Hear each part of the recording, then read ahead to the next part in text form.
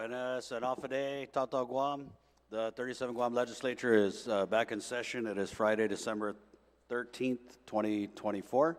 And we are now on bill number 363-37 COR. Speaker Terlahi, you are recognized.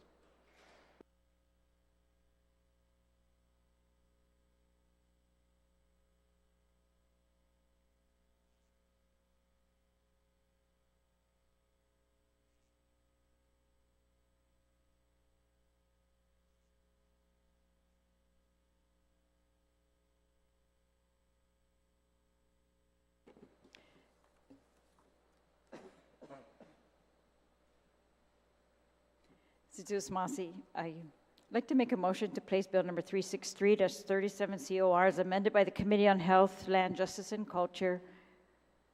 It's an act to amend Section 63506C of Article 5, Chapter 63, Title 5, Guam Code Annotated, relative to memorandums of agreement under the Guam Forest System Plan, and to adopt the Guam Forest System Plan attached hereto as Exhibit A, in accordance with the provisions of Article 5, Chapter 63, Title 5, Guam Code Annotated, the Guam Forestry Legacy Act. And so just to note for my colleagues, so this bill should have an attachment, Exhibit A. It's hundreds of pages long, and I think that's why it wasn't literally passed out, but it is on the drive. All right, so this was a plan. Well, let me just go backwards. Oh, I'd like to make that motion to place it on third, and if I could discuss. Please proceed. So this is a plan that's been submitted to us as was directed in a law decades ago for the Department of Agriculture, Bureau of Statistics and Plans, and others to get together with land management and delineate the forest system plan, what properties would be included in it for conservation areas, and for other purposes. So according to that law, the plan was submitted on Monday, September 23, 2024. And in accordance with the deadline, the public hearing was held on Tuesday. The public hearing was held, and the legislature has 90 days from that public hearing, from the date of the filing, to either pass the plan, approve, disapprove, or amend. So this is in bill form now so that we can make amendments, and the committee, in fact, did make a couple of amendments to the plan, and for any other action that the legislature might want to take before that plan lapses by default. So the Guam Forestry Legacy Act was passed in 2012. It established a framework for protection, conservation, management of Guam's natural resources, habitats, ecosystems, open spaces, and historic artifacts, and set aside land for outdoor recreation and education. It recognized the responsibility of the government to allow the Department of Agriculture to meet its mission for conservation and protection, and to coordinate with Department of Land Management, Department of Parks and Recreation, and the Department of Parks and Recreation. They were supposed to get together and create an inventory of lands that should be designated for conservation and included in what's called their inventory. And that was by statute, section 63504 of Title 5. And so they've finally done this. They have an inventory of land included in the attachment, which includes the lot numbers, the size, and location for the potential use in the system. The public interest in the system, they were also supposed to define. The proposals for maintenance and enhancement of these system environments, and stipulations for public access for recreational and educational use.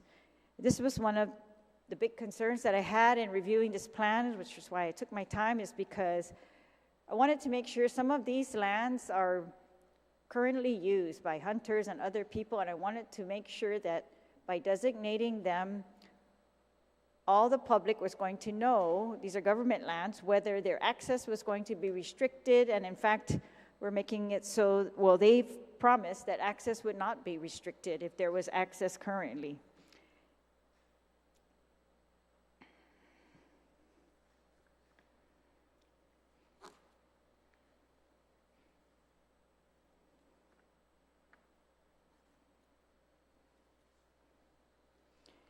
All right, so years ago, there were some properties that were designated for conservation in laws many passed several years ago, even before this Forestry Act was passed.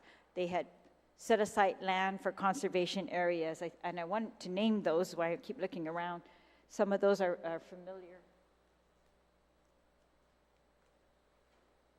And then there were some lands that they've added in their inventory, such as Santos Park in PD, that the mayor also testified that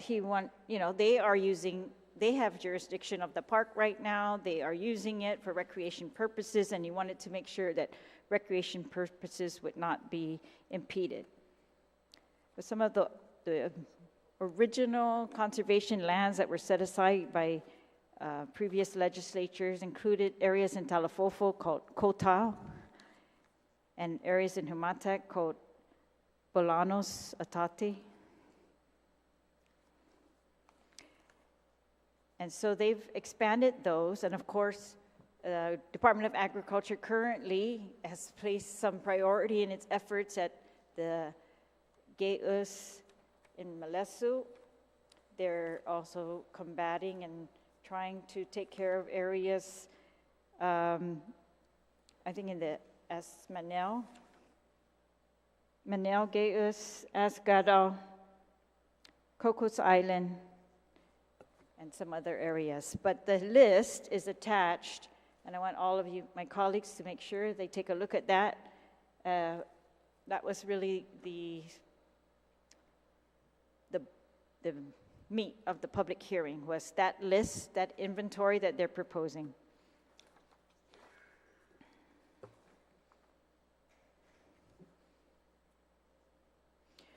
So in the bill, you'll see that we're passing the forest system plan attached together with the appendices, and that we're very much clearly delineating that this bill is not intended to transfer authority or jurisdiction of these properties that are listed in the inventory, because some of these properties are currently under the jurisdiction of mayors, the Department of Parks and Rec, they're under the jurisdiction of the Chamorro Land Trust or the Guam Ancestral Lands Commission.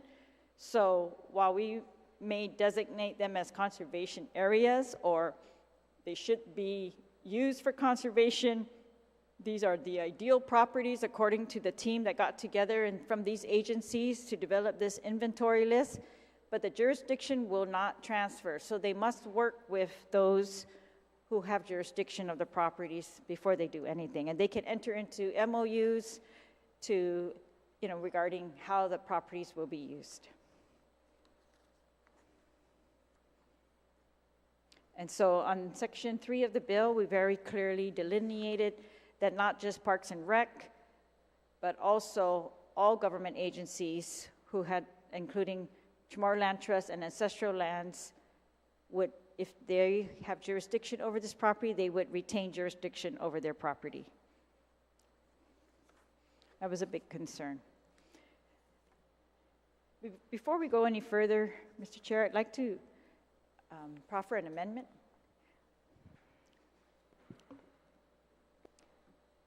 I guess it's being passed out right now. So just want to see. Colleagues, clerks are passing out the amendment right now.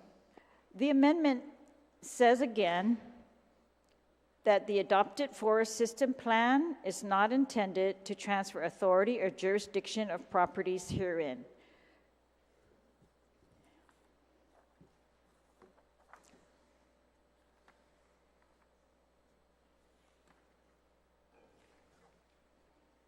That will be added to section 3 of the bill, page 3 to 4, and line 26. We're going to add that double underlined sentence that says not intended to transfer authority or jurisdiction of the properties. And the above double underline is really just the technical articles A and C and subsection A of the plan itself.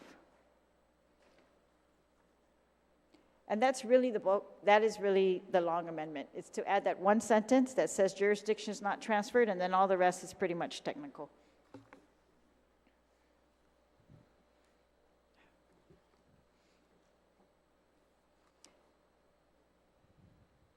So I motion that amendment.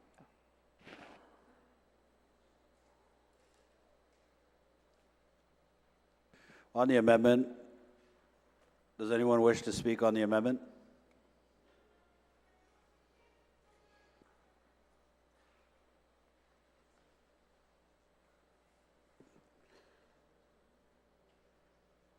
Does anyone wish to speak on the amendment? If not, the sponsor may close. She waives closing. On the amendment, is there any objection to the amendment? Seeing, hearing none, amendment passes. So that pretty much, I hope, is an adequate description of the plan that I'm proposing by this bill to pass. It's a plan that was developed with the hard work. They really set aside a lot of time and a lot of effort to go over each piece of property that they put on this list. So I want to commend the Departments of Agriculture, Land Management, Bureau of Statistics and Planning, and others for their in-depth work to come up with this in pursuit of the Department of Agriculture's mandate to designate conservation areas.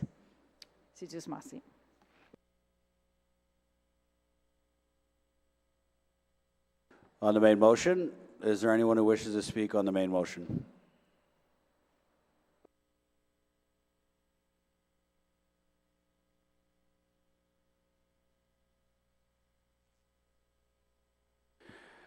On the main motion, Bill 363, does anyone wish to speak on the bill? If not, the author may close.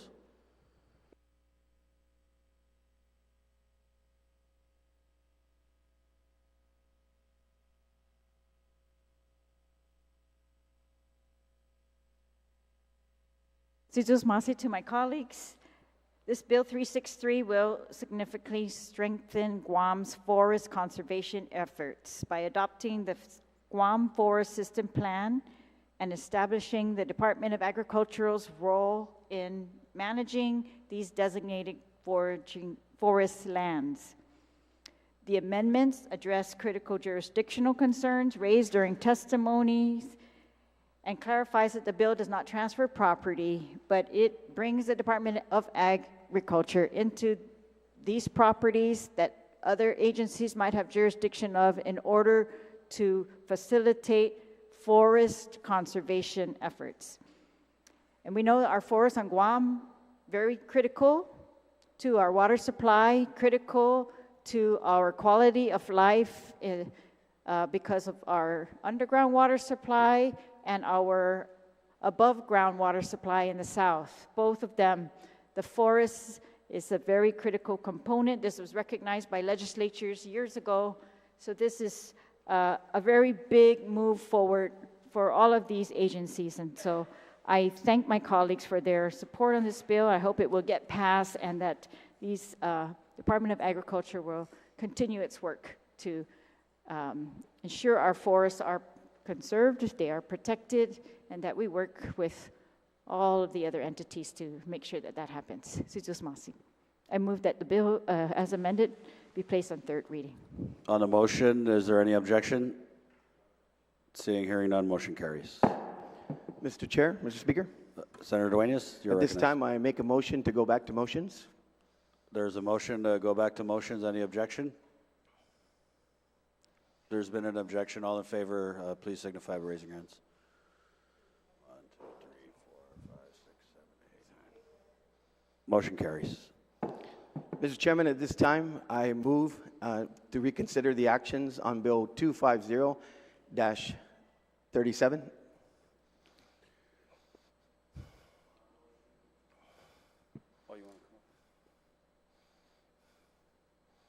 On the motion to reconsider the actions of the body on Bill 250-37, is there any objection?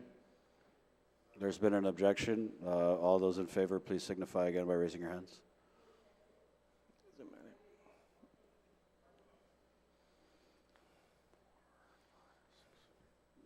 Motion carries.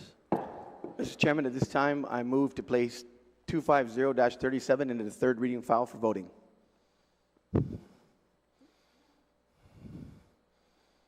Yes, I can. I was closing on the bill.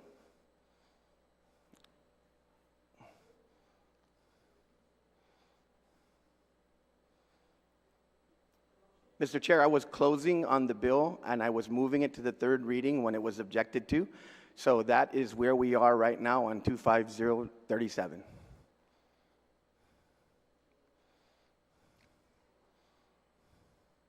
The motion to reconsider the bill passed, so we will reconsider that bill in second reading. You can make a motion to put it to third. However, we're not in second reading yet, so we're still in motions. So we're still under motions. So I move to go to the second reading file at this time, Madam Speaker, for consideration on Bill 250-37, notwithstanding the House rules. All right, well, okay, there's a motion. We are going to go to second reading, of course, but, all right, we're still under motions. Did you have a motion? Was there? I think we got to dispose of my motion, Madam Chair. All right, there's a motion notwithstanding the rules to move to second reading right now. We're still under motions. Is there any objection? There's an objection. All in favor, please raise your hand.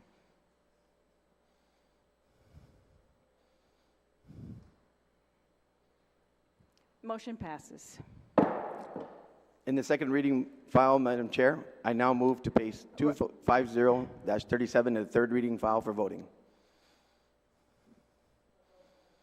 For voting. All right, there's a motion to place the bill to the third reading. On that motion, is there any senator who would like to be recognized?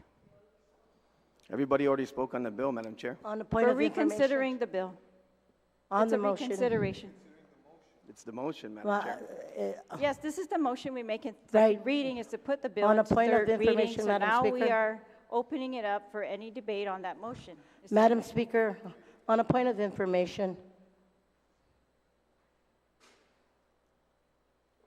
Please state your point of information. just on the processes of this format that has gone through, we've gone through the proper channel of reconsidering the actions of the body to go back to motions, and then to go to the third reading, and then from the third reading, now to go into the voting file. And that, on that understanding, I don't think to go to the voting file is debatable, because we're already past that stage. It's either to vote or object to go into the voting file. So I just want clarification if that, because the measure has already been spoken to, and we're just moving it to the voting file. We're reconsidering the motion to place it in the third reading. That's the motion that we No, are, that's the motion that failed, that is being reconsidered. So we are reconsidering that motion. So we are doing this, as we do it all the time, we are reconsidering the motion. On the motion to place the bill into the third reading file for voting, is there anyone who would like to be recognized? Madam Chair, at this time I request Senator a parliamentary, Teichler, you are I recognized. request a parliamentary ruling on this. Thank you, Madam That is Speaker. my ruling. Yeah. Madam Thank you, Chair, Madam Speaker, Senator for the Teichler, motion to you're overrule the chair. recognized. Thank you, Madam Speaker, for the opportunity to speak on the bill, 350-37.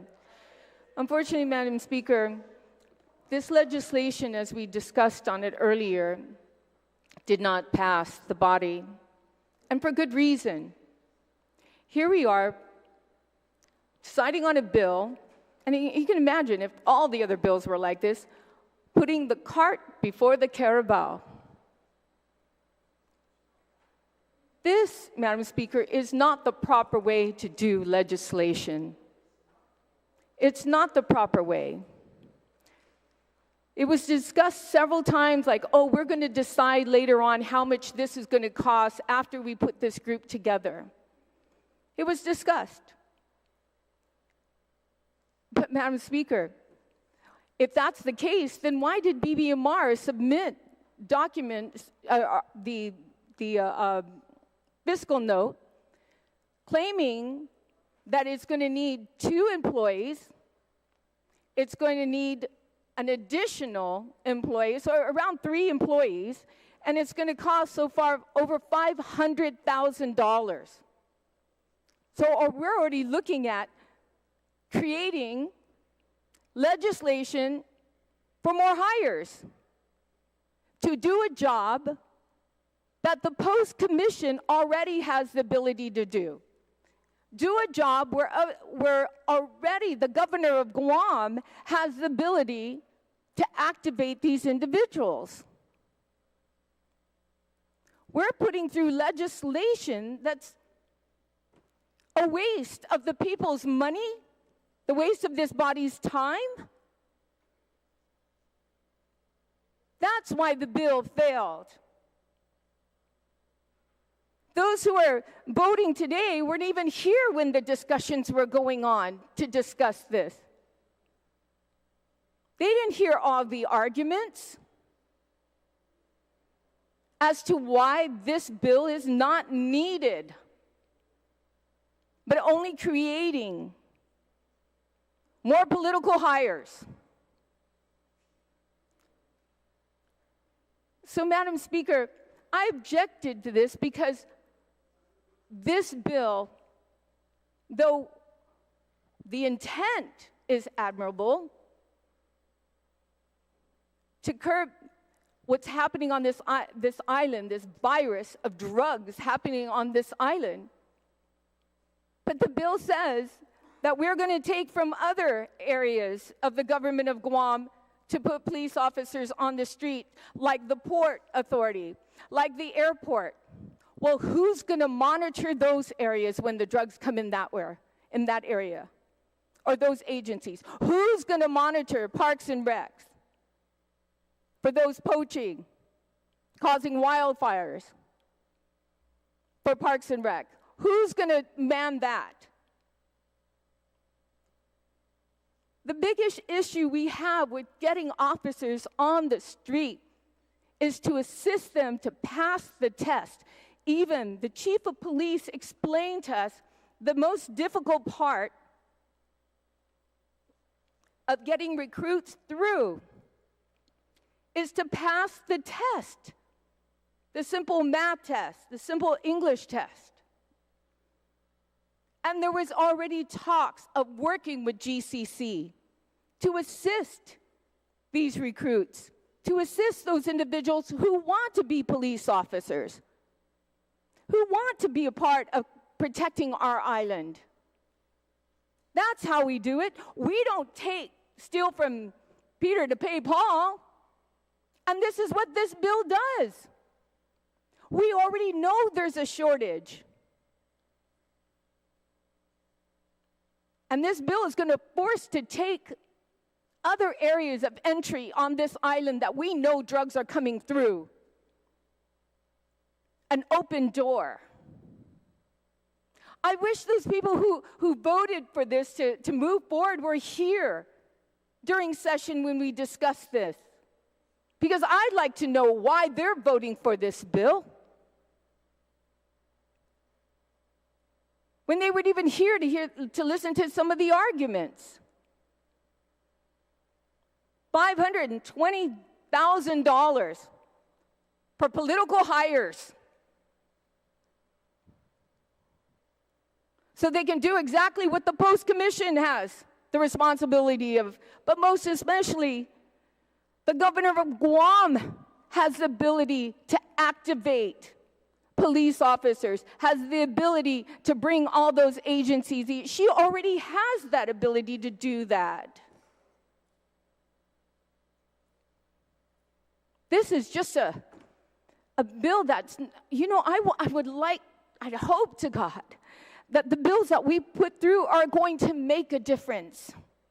really make a difference in our community. But this bill doesn't do that. So I ask my colleagues to think this out. You're voting on something. Why? Because it's a favor for someone? Or is it really to protect our people of Guam that you stand up here day after day and stand in this session claiming you want to be the person that protects our island, cares for our people? Well, you're not doing it by voting for this bill. That's right, Senator Fisher. I wish you were here to listen to some of the arguments. Oh, he doesn't have to. Then maybe you'll see the reasoning why this bill won't really do anything. So I ask my colleagues to really think about this. Thank you, Madam Speaker, for the opportunity, and to the people of Guam. I hope and pray that this next term, that we can all work together on finding good solutions and utilize funding sources that are critically needed in areas that are so shortchanged in this government, instead of creating more jobs for individuals that we already do the job already. You know, it doesn't make any sense.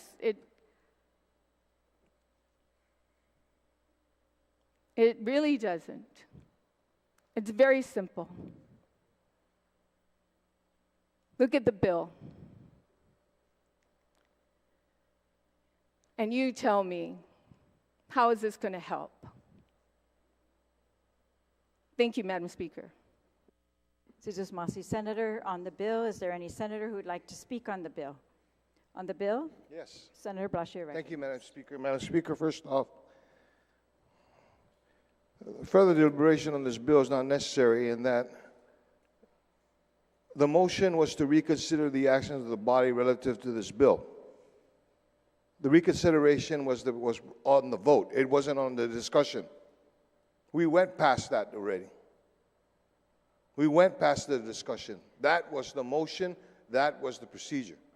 For you to rule that we're going to go and regurgitate the whole discussion. I'm still talking, Madam Speaker. Yeah, but I'm just going to clarify So you got the a point of ruling that order. was made is that the motion was made to reconsider the actions of the body. The Yes, actions of the body were on the motion to place in the third reading. The actions of the body That's the was motion the that had action of the body previously was failed. was to reject the placement of into the third reading. Correct. That was the action. So that's it wasn't what the we are discussion. currently reconsidering. No, is you're the not reconsidering. You're That's reconsidering the whole only motion that deliberation. we can reconsider, because that's the one that failed. Madam Speaker, you're reconsidering the whole motion. You're reconsidering, the motion was to go to third reading. It wasn't to stay correct. in second reading and discuss it. It was to go to third reading. The discussion had already been done. You gavelled it. You gavelled it. Yes, and the motion failed to put it in third. Now today, they made a motion So to the reconsider discussion that, was- and we are doing that right now. The discussion was, We are the complying last with, motion, the last action of the body was it failed to pass it. that's correct. They failed to pass the motion to The put it into third reconsideration was on reading. that failure. So we are reconsidering that. That's correct, Senator. We are reconsidering. On that motion, we are on that motion right now. That's correct. Yes. We are on that motion. The motion, The motion to place in third. The motion had already wanted to reconsider it. Now you're reconsidering the actions of the body. The action of the body was not to pass it. That was the action of the body. It's on the motion to place in third. That is, we go by motions. That was the motion that was made that Madam failed. Speaker, if you look That's at the motion that was Speaker, reconsidered, and we are reconsidering it right now. the motion is to reconsider. Okay? That's correct. The motion was to discuss it. Read how we always work through this. The motion is, can we motion to send it to third reading, and I would like to discuss it. Conjunctive word, and. There's an and to that. The motion that was discussed, okay, considered here is the action of the body to the motion to send it to third reading. It wasn't the and.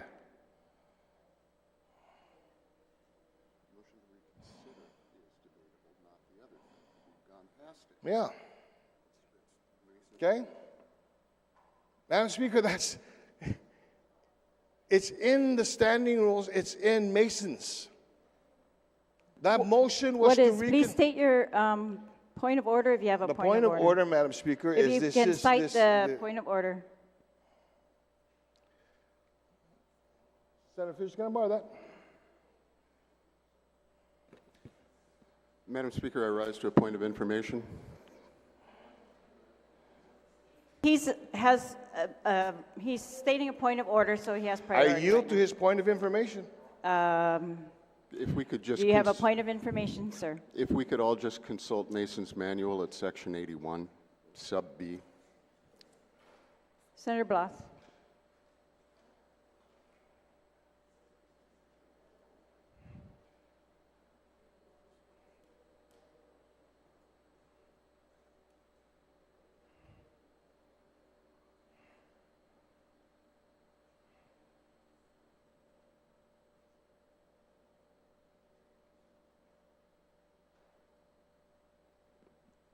Senator Blas.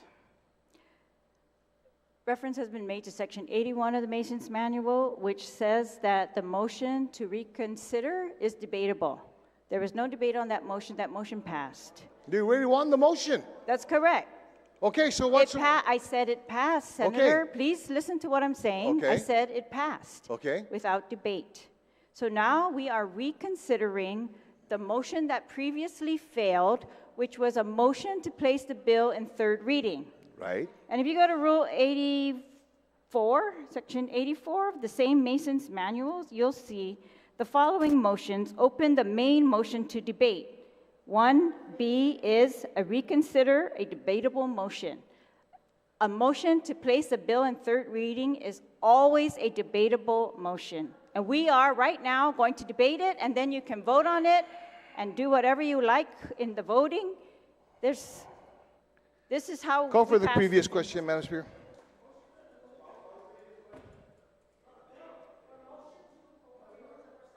There's a motion for the previous question, which would cut off debate, further debate. Objection, Madam Speaker. There's an objection.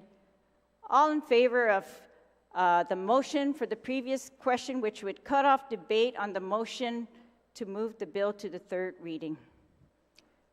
There's been an objection. All in favor, please raise your hand. Motion carries. This time, Madam Speaker, I motion to place 250-37 in the third reading file for voting.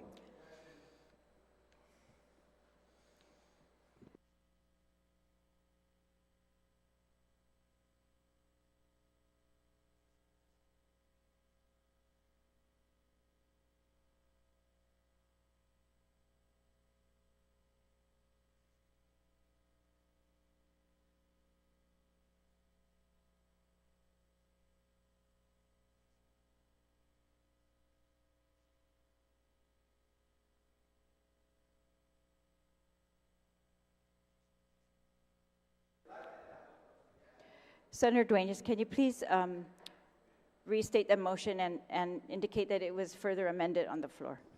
Amended and further amended on the floor. Madam Speaker, let me consult with the clerk because I don't believe any amendments were placed on the bill.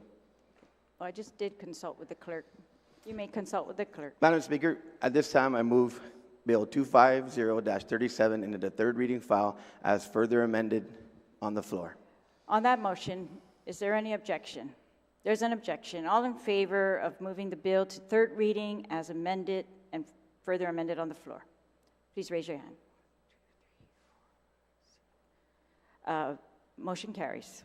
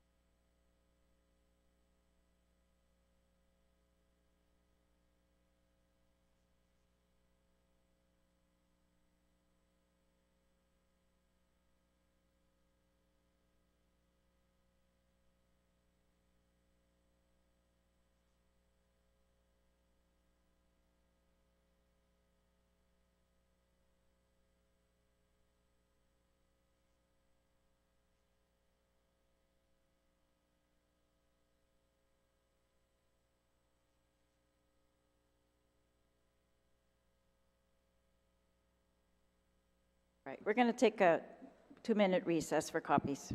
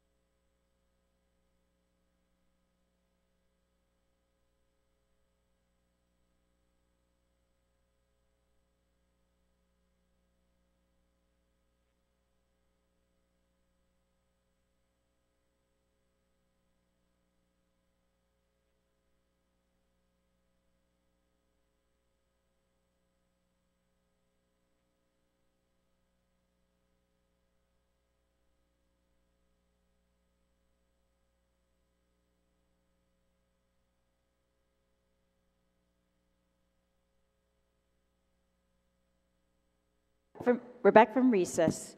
We're on Bill 365-37 COR. Copies have been passed out. Senator Perez, you are recognized. Thank you, Madam Speaker. I move to accept substitute version of Bill 365-37 onto the floor. On that motion to accept the substitute version that's been passed out, the markup copy is also on the drive. Is there any objection? Seeing no objection, that motion carries. Thank you, Madam Speaker. I move to place Bill number 365 as amended by the Committee on Environment, Revenue and Taxation, Labor Procurement, Statistics, Research, and Planning, and that's further substituted on the floor into the third reading file, and I wish to discuss. Please proceed. So Bill 365-37 aims to establish a limited cooperative association within Guam law. Limited cooperative association is an alternative type of business model that is an autonomous, unincorporated association of persons united to meet their mutual interests through a jointly owned enterprise primarily controlled by those persons for any lawful purpose, and in this substitute version, I included and for the public benefit, which permits combining ownership, financing, and receipt of benefits by members. It's a type of cooperative that includes both patron and investor members. A limited cooperative association is subject to filing fees, taxes, interest, and penalties imposed by the Department of Revenue and Taxation. Traditionally, cooperatives offer an alternative way of doing business which is associated with an equitable distribution of profits and losses, democratic and egalitarian control by members who are often the workers. Those who establish cooperatives are attracted to these principles because they combine the social welfare of the workers and the public benefits such as environmental protections with financial sustainability. Multiple academic studies have found that cooperatives with worker governance and ownership are as profitable as or more profitable than ordinary firms. And researchers note that in co-ops, incentives are better aligned. People benefit directly when their co-op succeeds, and so they are more committed. They also find that democratic governance empowers workers to suggest improvements that increase their satisfaction and can lead to more profitability. So with the evolution of cooperatives, the limited cooperative association was developed to provide access to funding through investors.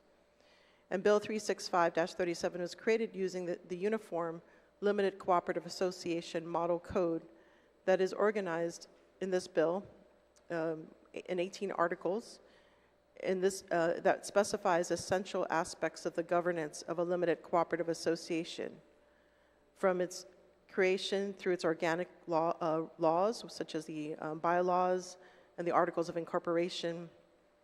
It includes filing, naming, registering, access to information by members, distribution of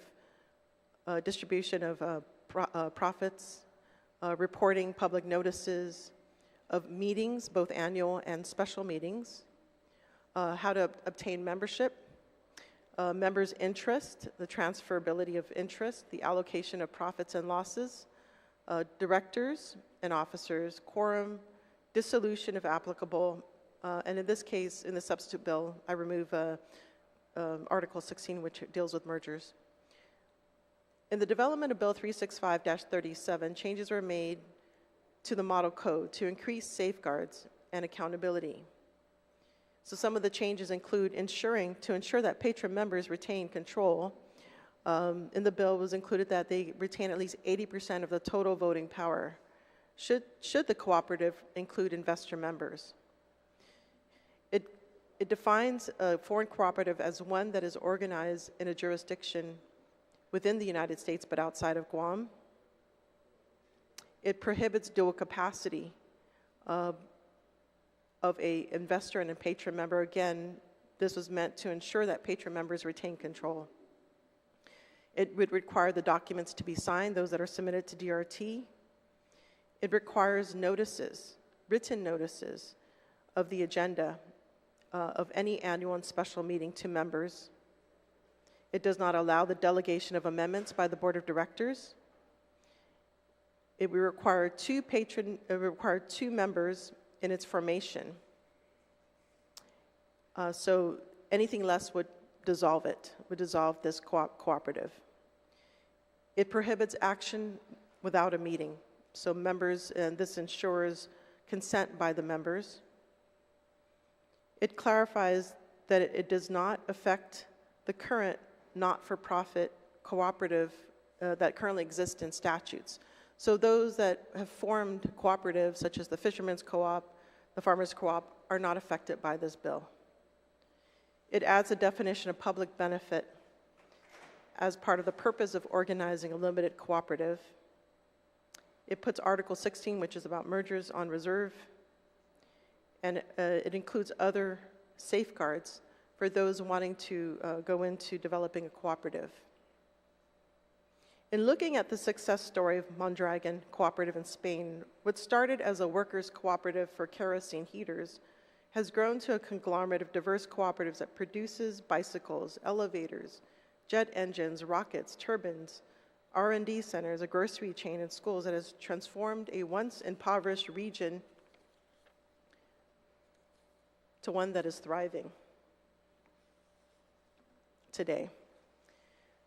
So Bill 365 aims to add this alternative business model that is based on equitable distribution and democratic control by its members to become financially sustainable, and which has a potential to develop a sustainable economy on Guam with improved livelihoods of our people.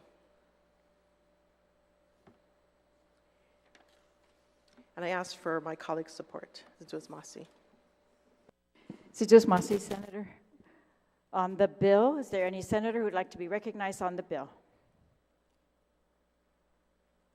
Senator Fisher, you're recognized. Thank you, ma'am. I actually just I rise to ask the proponent of the bill, the author of the bill, a number of questions about the bill. If I may, the first question, Madam Speaker, would be, I thought I heard her refer to an automatic dissolution proceeding. If something triggers it, I wonder if she could restate that. Would the sponsor yield to that question? Yes, thank you for that question. I think it's so important because although there's a lot of altruistic reasons to start a cooperative, it's really important to look at the fine details of these or bylaws. So in regards to dissolution, so that if you look at the table of content, so there is a section on dissolution. So just like any corporation, any company, any entity, it lays out, so this is in Article 12, so it lays out certain things that would lead to a dissolution. And so if you look at Article 12, if you want to turn to that section of Article 12. Do you have a page number? 77. 77. Yeah.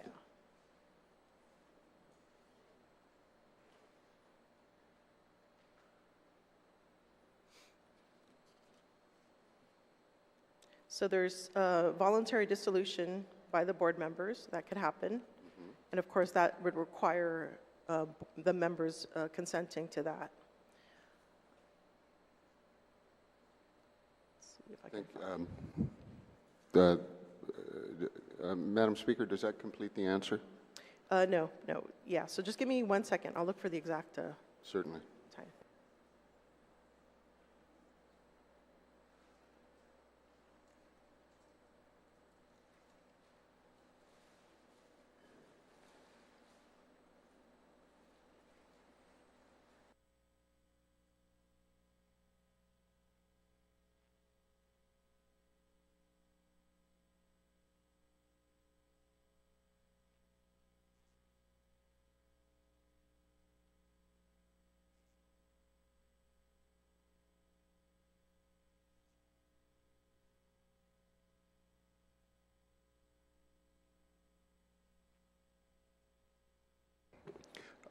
Madam Speaker, is my friend looking for section 171214 beginning on page 87?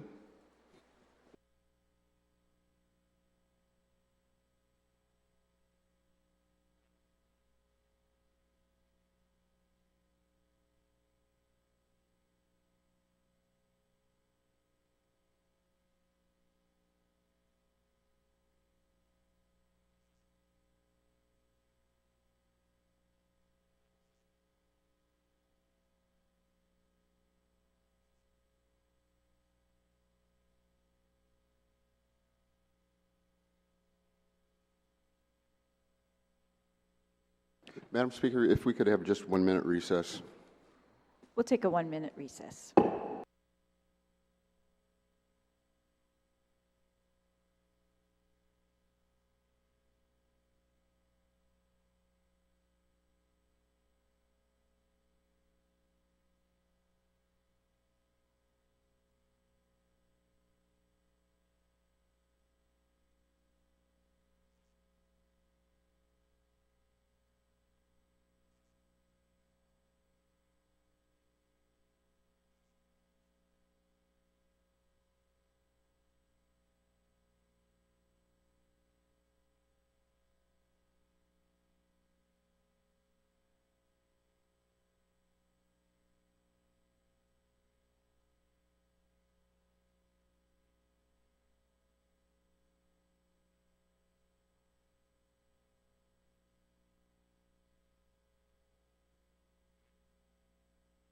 We're back from recess. Senator Fisher, you have the floor. Thank you, Madam Chair. I'd like to move on to a separate question, and perhaps another member can return to that. I'm specifically on this question, Madam Speaker. It has to do with Section 17103 of the offer bill. That's 17103. And the question, as soon as we get to it,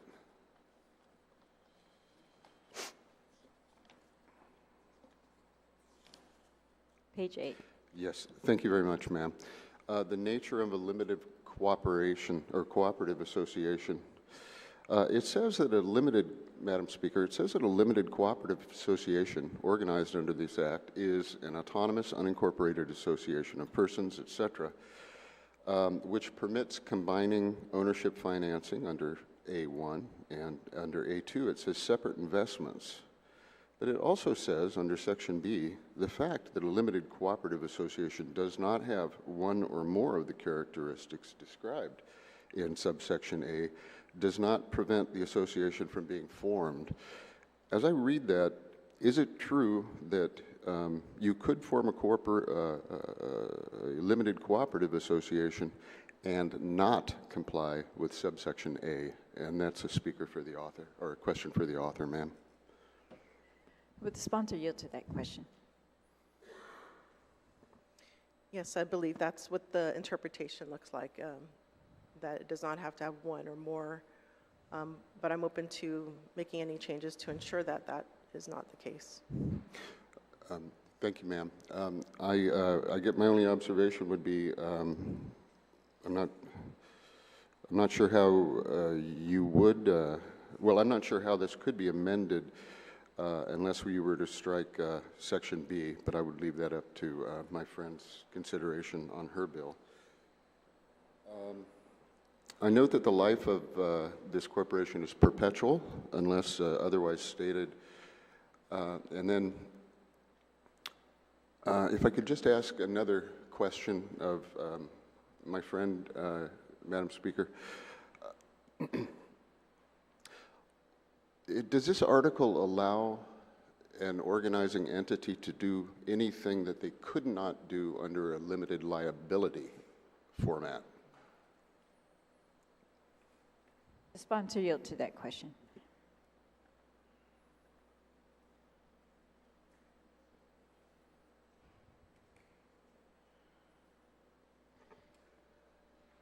That's an interesting question. I don't know if I have a complete answer, but yes, the limited liability is the corporate model, and this would be a different model, and I believe the taxation is different. So that's its close cousin, I would say. But in regards to having it do other things, I would have to, get back to you on that.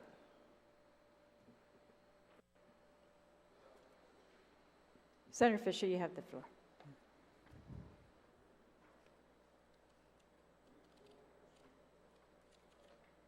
Ma'am, excuse me. I thank the author for her answers to the question, and I have nothing further. Thank you.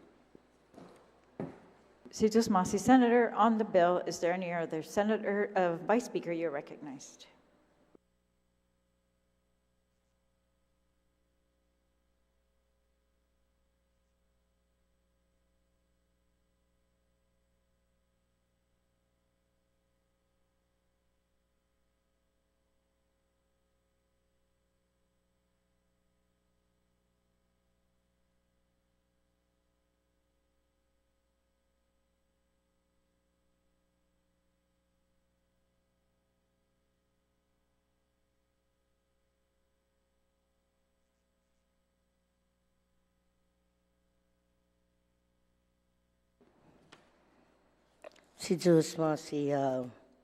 Madam Speaker, for giving me the opportunity to speak in reference to this bill. I do have a question for the author, and if I could, beginning on page 105, the last page of the bill, line 4, there is a provision that reads in part that this act modifies, limits, and supersedes the electronic signatures in Global and National Commerce Act 15 USC section 100 USC section 7001. And as we all know, that through cases in the Guam District Court, our territory is subject to the Supremacy Clause, which basically means all of our laws are subservient and not equal to the federal laws. So this long-standing legal philosophy means, and you and I know that, means federal law trumps local law, right? So for the record, I don't like that we are in this position where our local laws are not respected by the federal government, but it is a fact of life that we as policymakers must be aware of any deal. We as policymakers and senators must be aware of and deal with the statement that federal law trumps local law. So my question is, how can this bill supersede the electronic signatures in Global and National Commerce Act given the Supremacy Clause?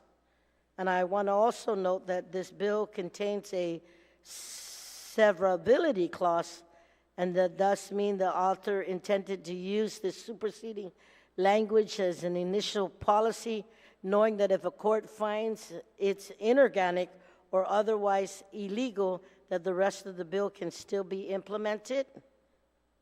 And then I can also talk about another one, or also state it right now, Madam Speaker, that I see that Articles 16 and 17 are reserved, and I would like to inquire why this was done instead of deleting it, and what practical and what legislative effect does reserving these sections have. But, so those are some of my concerns, and not because I'm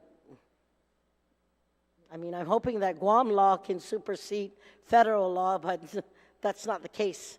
So if the good author would like to answer my questions, and if so, we can even take a moment's recess if she prefer, but I think it's important to look at that. All right. Well, will the sponsor yield to that question? I believe we're referring to page 105. Yes, I yield to the question, and thank you for the question. So the Electronic Signatures and Global and National Commerce Act of 2000 has had several modifications since its enactment in 2000. In 15 U.S. Code, Section 7001, it permits states by statute to modify the provisions of this federal law. And this bill, however, does restrict modifications of provisions of 15 U.S. Code, Section 7001C. And so the law itself does allow states to modify it, but we do retain restrictions. In regards to my reserving Article 16 of the bill, my purpose for that was, because this is we're expanding current Guam Code annotated to a for-profit model for cooperatives.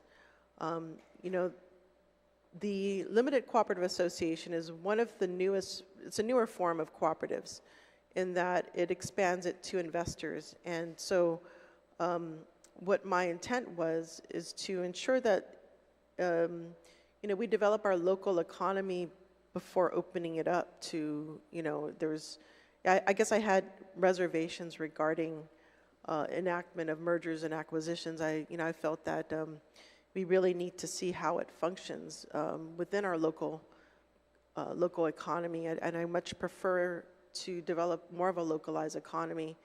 I do have reservations with that Article 16 in that, it takes on a larger, a bigger role, which I'm not ready to accept at this point. In regards to severability, so as you notice, all our laws, most of our laws have that clause, and I think it's really just a catch-all to ensure that we are aligned with other existing laws, and I think that's just a part of the best practices, so to speak, in creating legislation, and that was really the intent of that severability clause, is to ensure that to ensure that we are complying with other laws in effect. I believe there was another question in there. That was the three. Okay. Thank you, Madam Speaker. I really appreciate the author's answers to this. And again, though, I know that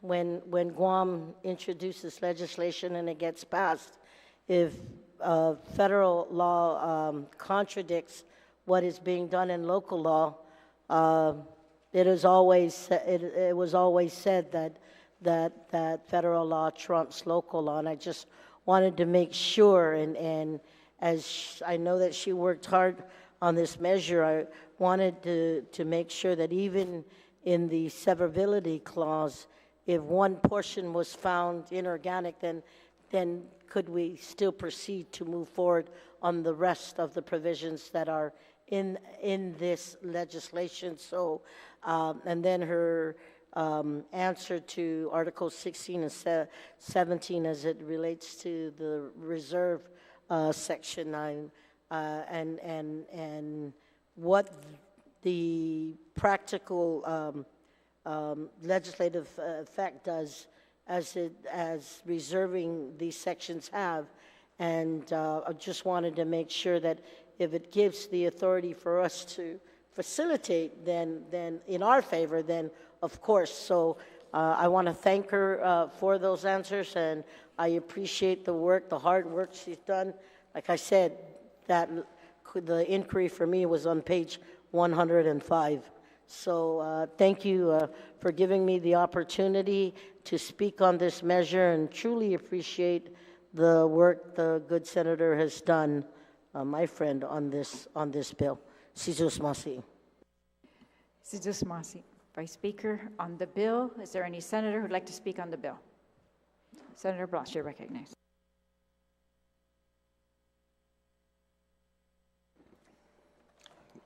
Thank you, Madam Speaker. And, in reading through the bill as presented, I didn't have to go too far to raise some of the concerns, or to basically identify some of the concerns that I had, but then also in the initial presentation by the author of some of the changes that were made to the bill, it even brought to light more concern. I'm going to go back to some of the issues that were brought up by the good senator from Taufofo, from IPAN, with regards to the distinction and the purpose of the bill. And I guess for better understanding, Madam Speaker, the author can yield to the question of what type of activity, as an example, business activity, would this provide benefit for? Would the sponsor yield to that question? Yes, I do. Thank you for that question. And so I think that's the beauty of this model. It it allows almost like a social enterprise to exist and solving today's problems. So what some of the suggestions, or I believe some of the, in the testimony provided during the public hearing, one of those that testified said there were multiple success stories of cooperatives from grocery stores. That's one way. What it truly is where the workers or the members have a say in how the business is run. They share equally in the profits as well as the losses. And so it's providing a different model for a business to occur. But in other ways of expression, it could be through housing. So we know housing is a problem here in Guam. Affordable housing is a problem here in Guam. And so one can form a housing co-op, and they could help solve the affordable housing issue by taking it on through a cooperative model.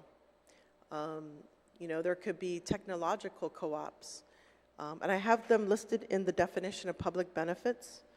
And so in the definition section, there are various things that cooperatives can, address.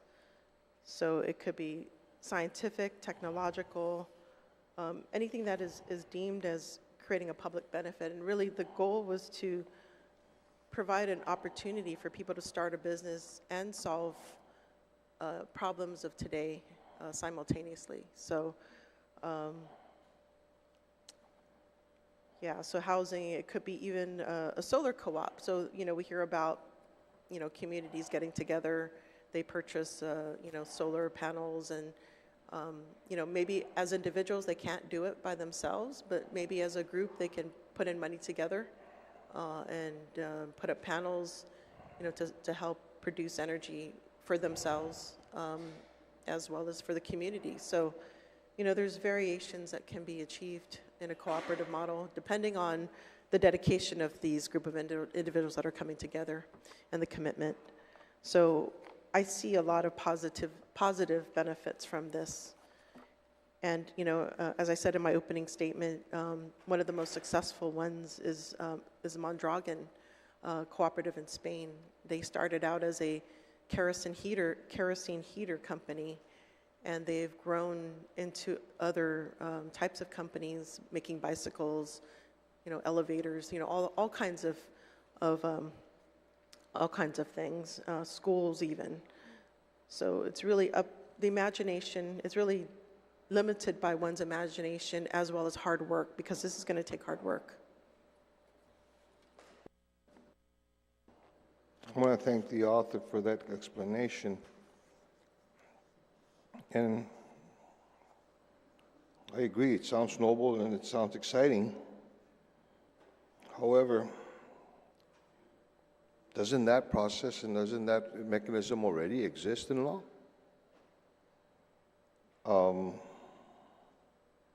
And so I'm just trying to find how basically the necessity for it, for this bill. And she brings up another area of concern, and she admitted herself in that this iteration of the bill, as substituted on the floor,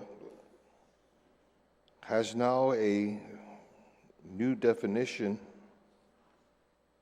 in the area of public benefit.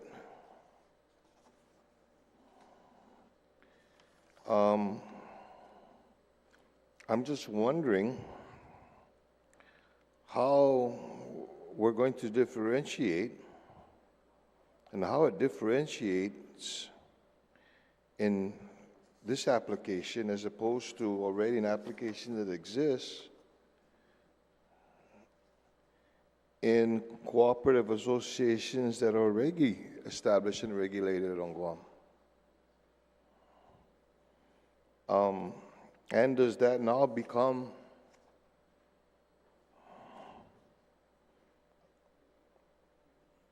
is it a necessity in this structure,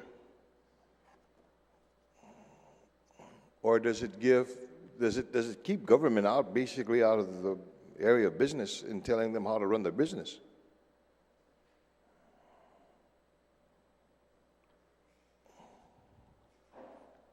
And along those lines,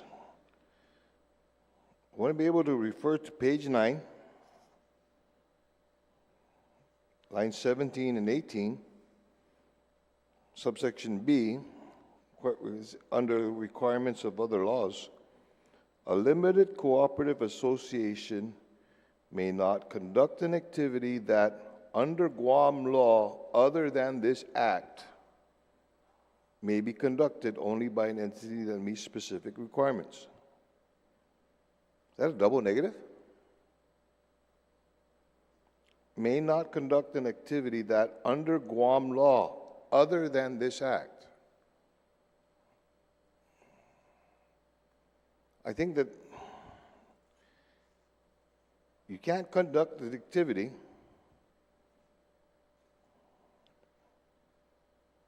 that is prescribed under Guam law, but other than this act, you can't conduct it anyways.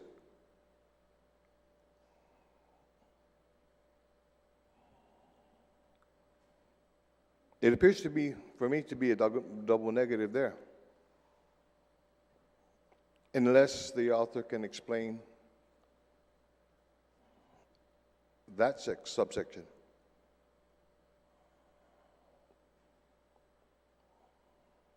Are you asking her to yield, Senator? Yes. Yes. Yes, ma'am. Senator, would the sponsor yield to the question?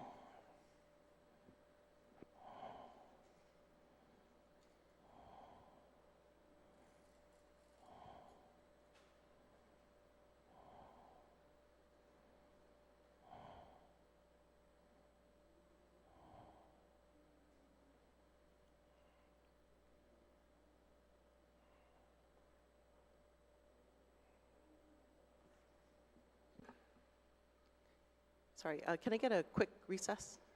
We'll take a 1-minute recess.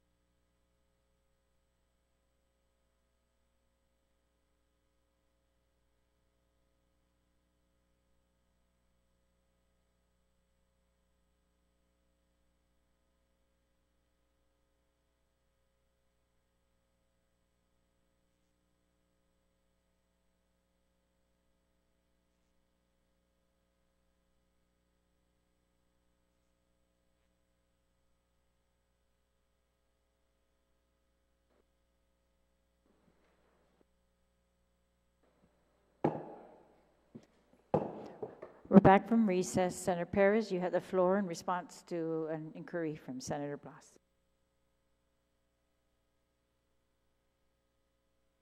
Yes, thank you for the question. So, and for the recess. So again, this language was put in there because not all members are individuals. They could be businesses. And so what this boilerplate language does, it ensures that, for instance, if a member is a company, that it does not go against what their articles of incorporation. So that boilerplate language is there to ensure that is aligned with any member who has articles of incorporation that may not be consistent with the ones that are existing for this limited cooperative association. So this is boilerplate language that exists. And so in the model code, it does have an explanation for it. And if I can read it, let me just go ahead and pull it up.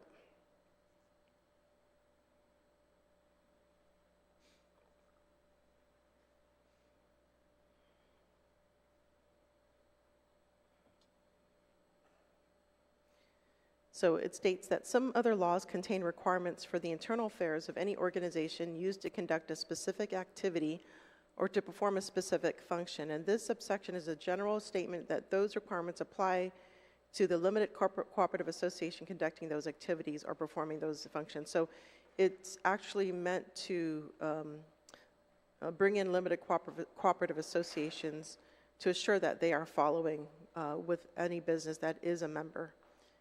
So it's a protective feature. Thank you.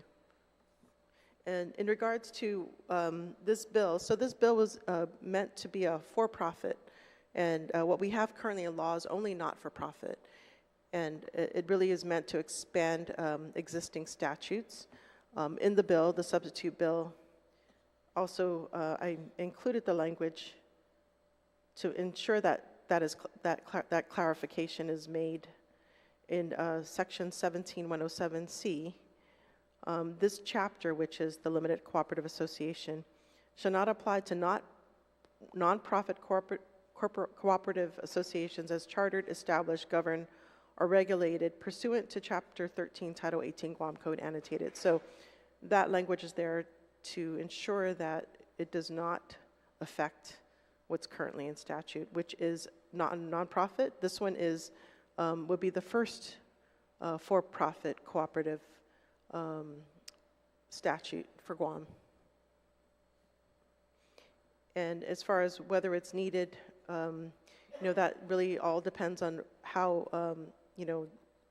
our community, in which they seem to come out in support of, they saw this as a need to provide resiliency in this climate where we have, shifting, our economy is greatly, the rug has been pulled from under us, with especially with tourism, being the main driver, and it's been very difficult since the pandemic to develop to recover from that. And so this model provides an option. It's really an option for communities who want to get into this particular business model to develop.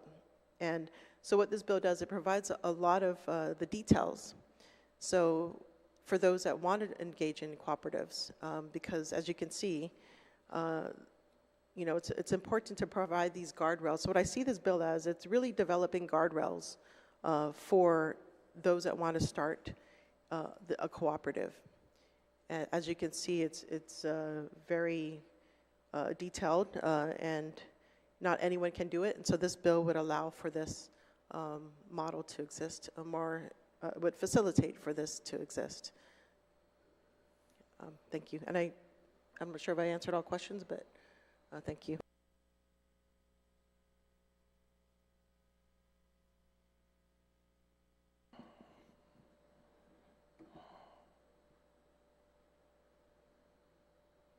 I appreciate the response from the author, but I also recognize that in her response, she admits that there may be a need for the expansion of this explanation. Because in itself right now, unless you are privy to that explanation as provided, it appears to be a double negative. But I'll leave that to the discretion of the author, and this actually continues to raise the concern that I have in this, but I'll move forward. Same page, line 9, page 9, line 24. I think this is just a matter of a misspelling. Could you please state the page, Senator? Page 9, Okay. line 24. I don't think this whole thing was related to Z-BART. Okay? Council will note that, please. Spelling of antitrust Just want to make sure. on line That's 24. supposed to be antitrust, right, as opposed to anti-Rust? Page 9, line 24. Yes, the Okay. body is clear. Line 26 is Yeah, antitrust. just wanted to make sure, okay? The next area that I have concern is actually page 20 in subsection 17118, registered agent, specifically line 15.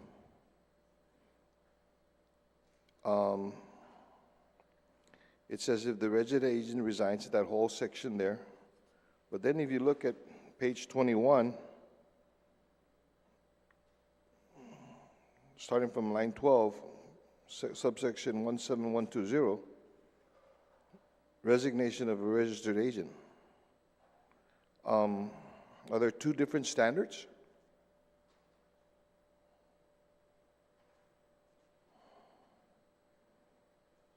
Because section 17120 provides the complete standard, but if you don't get to read page 21 on page 20, it appears that that's the only thing the resident agent needs to do to resign.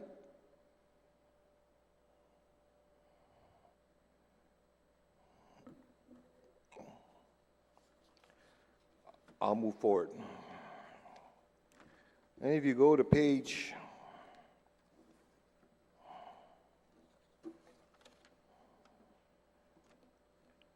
88,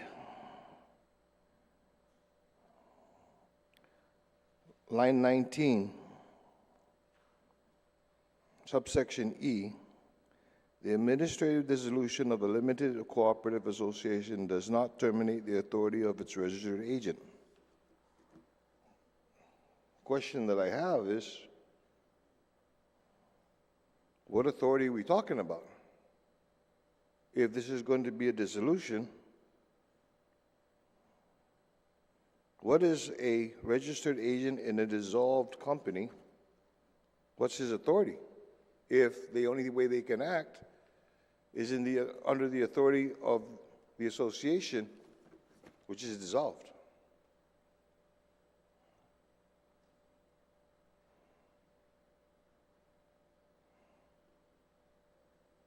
So,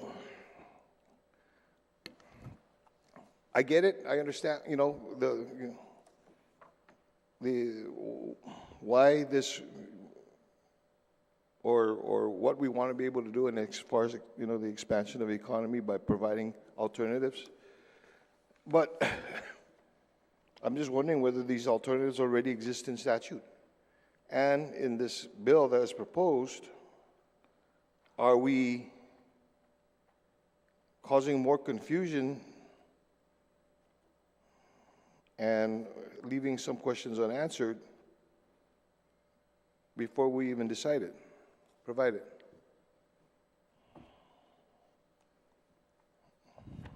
I think there's enough to be able to, again, my last one. What authority does a registered agent have in a dissolved company if on page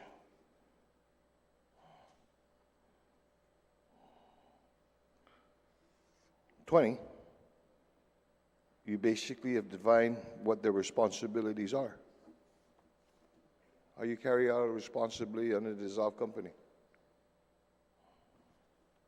I just leave those questions open so that it can be addressed before I can even decide the bill. Thank you very much, Madam Chair.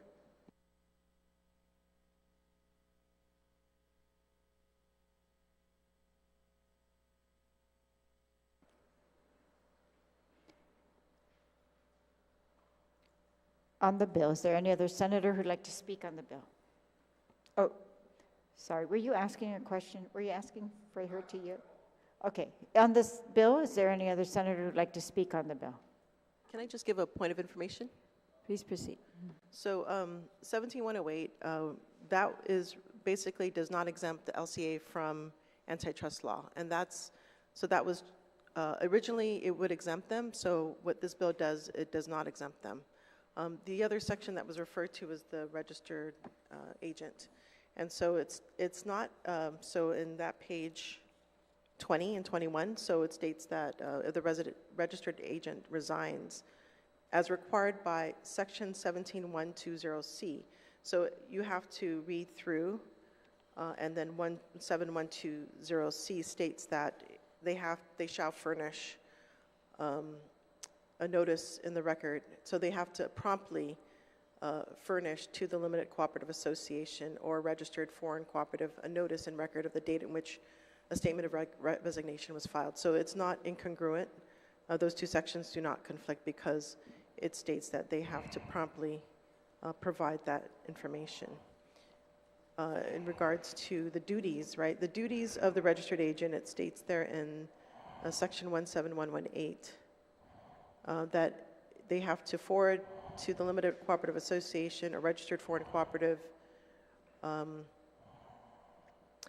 any process, notice, or demand pertaining to the association or the foreign cooperative which is served on or received by the agent. So in regards to dissolution, so as you know, dissolution, it's a process. It doesn't happen immediately. And so there are winding up activities that have to happen. And so that's within the duties of this registered agent is to facilitate that process. So that is the authority, the authorization according to this. Thank you.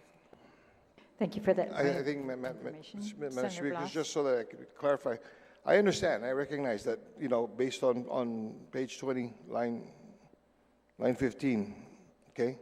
If the I think it would be better served if in the body of that language there provided is that it make reference to a later section that must be followed. That's the point that I'm making in that area. Secondly, I recognize in as far as the dissolution that there are processes, but you know, how far does that process go in granting the authority? The authority is provided basically on direction and consent. So in the dissolution, who provides that? Okay, and that's why I bring that point up. Thank you very much. So point of information. Please state your point of information, Senator. So the dissolution has to be created or approved by the members, and it has to be voted on. So it's the members that have to do that, but the actual process is carried out by who they delegate to, and in this case, it's the agent could be facilitating it. So, yeah, to dissolve, it's a very thorough process. It's covered in Article 12. It's very detailed, so it provides the guidelines for that. Thank you. Thank you. On the bill, is there any senator who'd like to speak on the bill?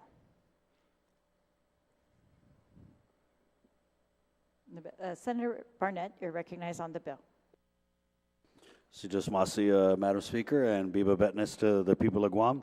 I just wanted to rise in support of the bill by my good friend and colleague, Senator Paris.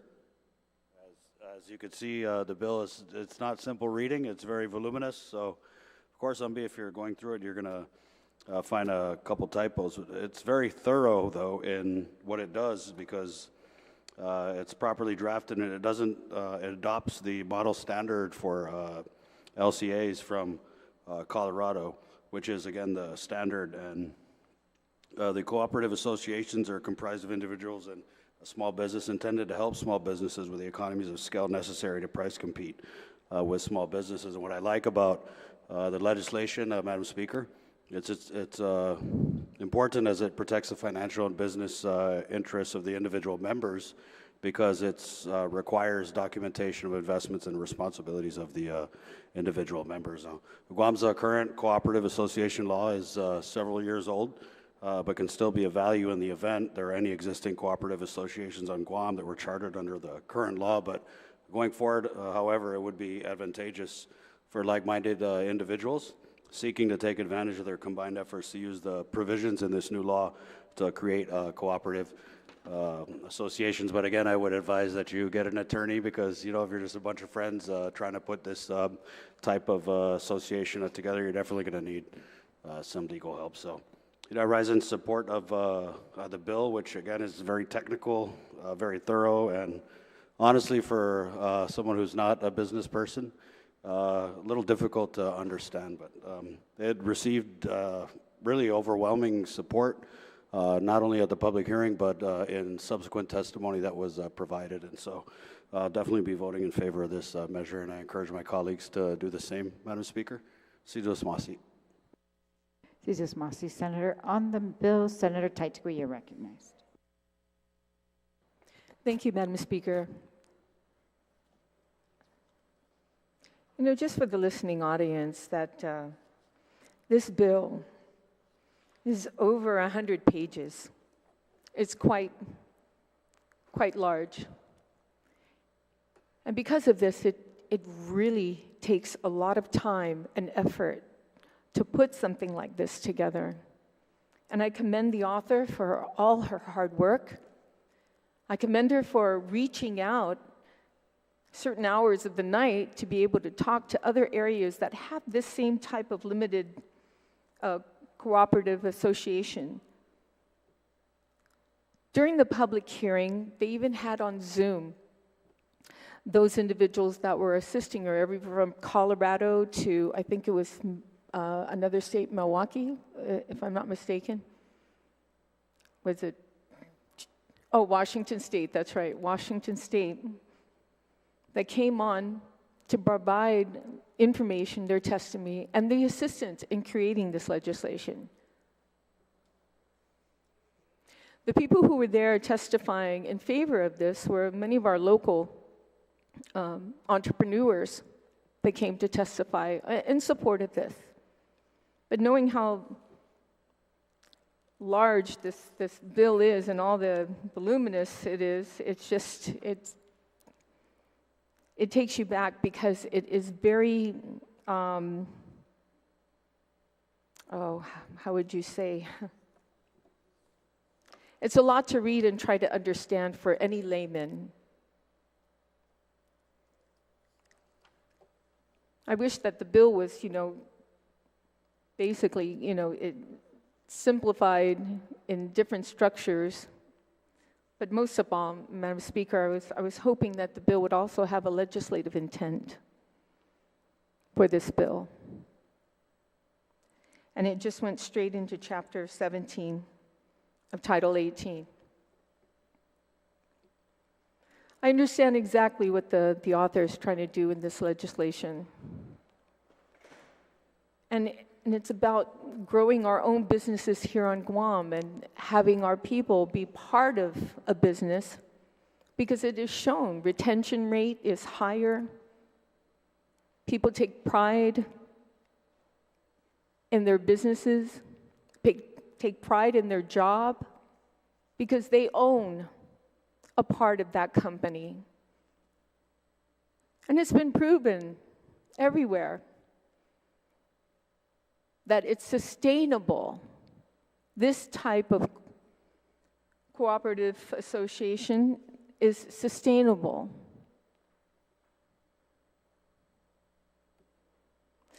But there are so many areas in this legislation that I have some concerns about too as well. And one of them too, I was hoping to see some of the other, like the farmers co-op, the fishermen's co-op, to also attend the public hearing, but they weren't there. Later on, I think everybody received, I believe, I know I received a testimony not too long ago from Manny Duenas from Fishermen's Co-op. and he had quite a bit of concerns regarding this. One of my concerns when I saw it was, well, what happens for companies from off-island or individuals who come up from off-island to try and put a cooperative association together? And when what we're trying to do is trying to build within our own community.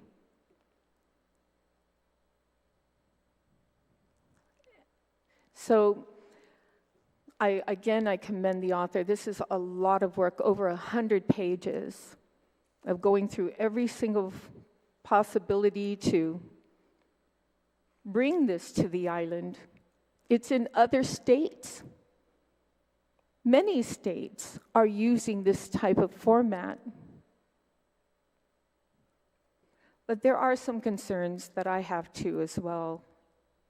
And whether the bill passes, well, if the bill should not pass, and I hope that the good author will continue, as she's returning in the 38th Guam Legislature, to continue to work on this and probably sit down to talk with all the other senators to make them understand, because, like I said, it's a lot to intake, especially for a layman. And again, I think the good senator from Jotnya, Barnett, mentioned, for someone who doesn't do a lot of things for businesses, he hit it on the head, that she took the initiative.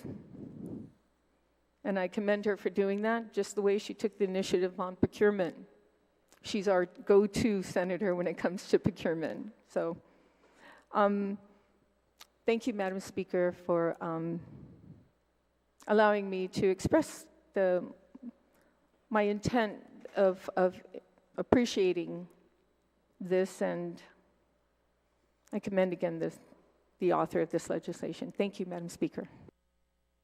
Sijus Masi, Senator Taitsui. Is there anyone else who'd like to be recognized on the bill?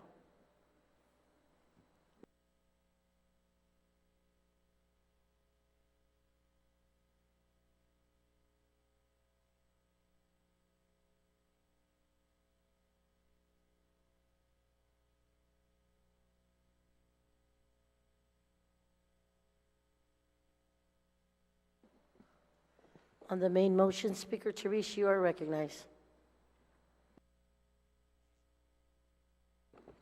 Sijus Masi, I'd like to commend the author on this bill. It is a complex bill because it's pretty much like when we passed the new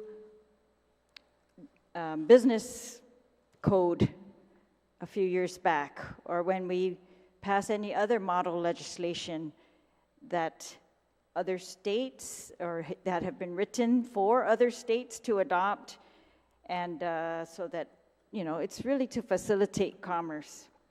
And I was very impressed that at the hearing, we had testimony from Gita in full support of the bill, very enthusiastic, and they said the goal of the LCAs is to form on-island to create a more vibrant and sustainable economy. The distinction, and then I think they answered several questions that some of the colleagues have raised when they pointed out that a primary distinction between traditional cooperatives and a limited cooperative association, or LCA, is the latter is allowed to raise funds from outside investors or non-patron members defined as investor members in the bill. Traditional cooperatives primarily generate their income from patron members. LCAs maintain traditional cooperative principles of vesting control of the decision-making process with patron members. That's really the whole basis of a cooperative. Otherwise, this is a regular corporation or limited liability partnership. But this is the difference. This one is, they wanted more community involvement from people who could not afford to run an entire business. They could not afford to establish a business by themselves. So they had to get together and pool their money, pool their resources, and run these as cooperatives to help each other, but to govern it together. That's key in all the cooperatives. And the LCAs have a different way of being taxed and raising funds. But these are very similar to regular businesses. So the bill, in being very detailed, really outlines that protection for the government of Guam, that protection at the Department of Revenue and Taxation, how they're going to enforce it, how they're going to monitor, and how they're going to tax these LCAs. Gita goes on to say that LCAs maintain the decision-making process with patron members, however, allow investor members to invest capital and have limited participation in the decision-making process without undermining member control. So they can also get outside investment without giving up control for the original members. That's all within their control.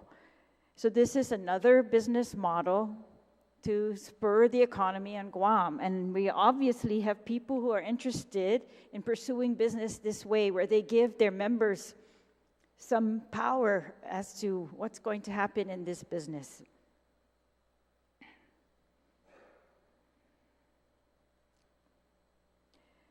Gita says LCAs want to keep the cooperative structure of patron member control while allowing more financing structures and the possibility of returns on investment to non-patron investors. This makes LCAs more economically viable and competitive in the broader market, especially when pursuing larger projects. Now, that surprised me, but I think that's great. That this cooperative, limited cooperative association bill is going to spur investment on large projects, according to Gita. In a very safe way, according to the Department of Revenue and Taxation, who also testified on the bill. And they said, for DRT, the financial impact would be small because their forms are already compatible and there's very little that they would have to do to allow this business to also file its tax forms. They said limited cooperative associations would be treated the same as that of a corporation and thus would need to file an income tax return subject to business privilege taxes on any earned income, provided that it's not a farmer's or a fisherman's cooperative. Those are exempt from some of these types of taxes, or they get different treatment. So Revenue and Taxation had no objection to this bill. Their only recommendation was that we allow for a 60-day period following enactment so that they can get everything in line. 60 days, that's all they asked for, and the sponsor did that, and the substitute version of the bill, we're giving them 60 days to get ready, and none of these agencies, Gita nor DRT, had any objection, and no other agency any objection to implementing this bill after 60 days. So it sounds to me like a win-win. Like we get to spur economy, we get to spur investment in large projects, according to Gita, and we get the taxes, and we get the monitoring by Department of Revenue and Taxation for this business as we would for any other corporation, they say. So I think that's excellent. And I would hate to see that all the hard work that's been put into this go down the drain, to re-educate. While we have had the public hearing, we have the testimony in front of us, and we have the bill as amended to meet all the concerns at the public hearing. And some of the questions that were raised earlier in regards to some of these things, I think this is patterned after corporation law. So they're being treated very similarly, such as allowing the corporation to change its registered agent or allowing the registered agent to resign if he follows certain mandates. And then, when there is a dissolution that's forced upon this cooperative by revenue and taxation, they can also force a dissolution because the cooperative did not follow revenue tax rules. So if they force a dissolution, or in any type of dissolution, the company still has things to do. They still have to wrap that up, they call it. And in wrapping that up, they need a person who's authorized to do that.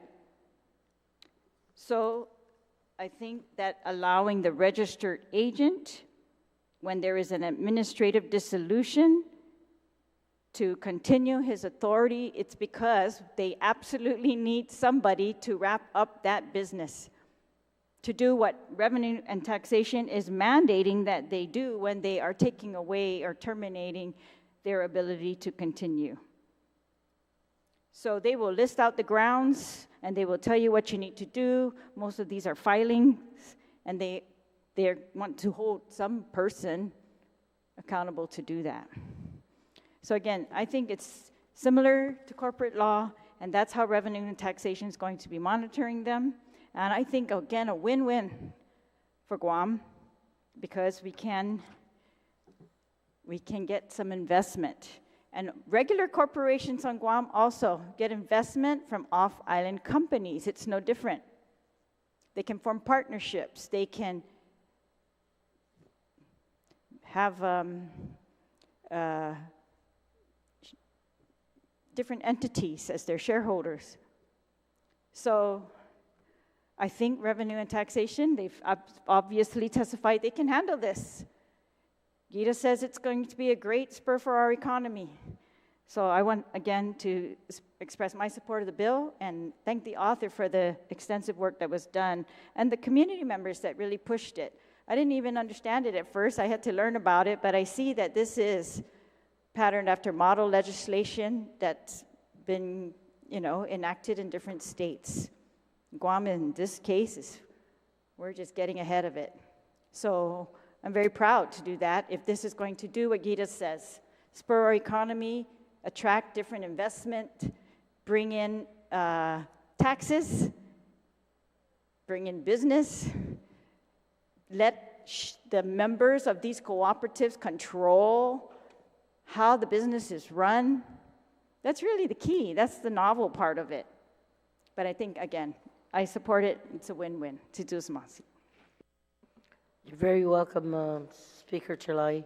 On the main motion, anyone else wishing to speak? If not, Senator Parrish, you may close. I want to thank my colleagues for the dialogue and the questions and the support behind this bill. Before I go into closing, I would like to proffer an amendment to add a legislative intent. And I believe it's been sent, and it's going to be it's being disseminated.